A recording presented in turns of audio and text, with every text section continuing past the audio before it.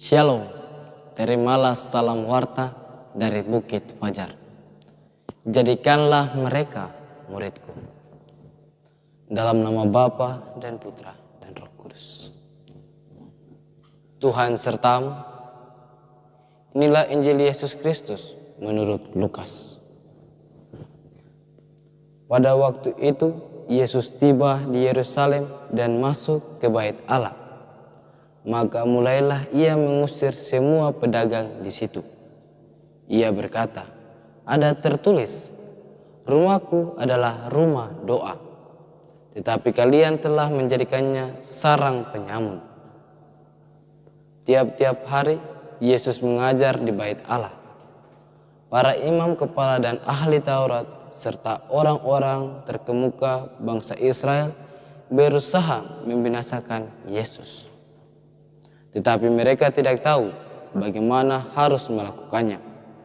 Sebab seluruh rakyat terpikat kepadanya dan ingin mendengarkan dia. Demikianlah Injil. Rumahku adalah rumah doa.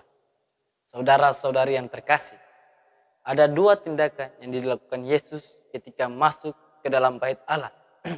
Yaitu yang pertama, Yesus masuk ke Bait Allah dan mengusir para pedagang dari Bait Allah. Yang kedua, Yesus masuk ke Bait Allah karena dia tahu bahwa dia yang adalah sabda Allah mempunyai tempat di Bait Allah.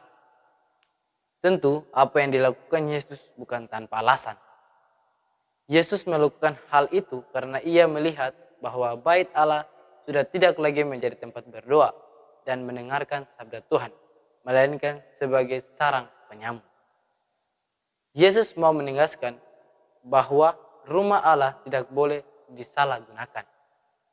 Rumah Allah harus digunakan sebagaimana fungsinya, yakni sebagai tempat beribadah dan mendengarkan sabda Allah. Saudara-saudara yang terkasih, tindakan Yesus bukan tanpa risiko.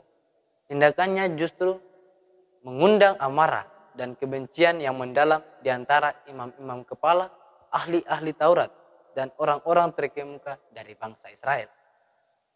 Tindakan Yesus semakin menguatkan niat dan keinginan mereka untuk membunuh Yesus.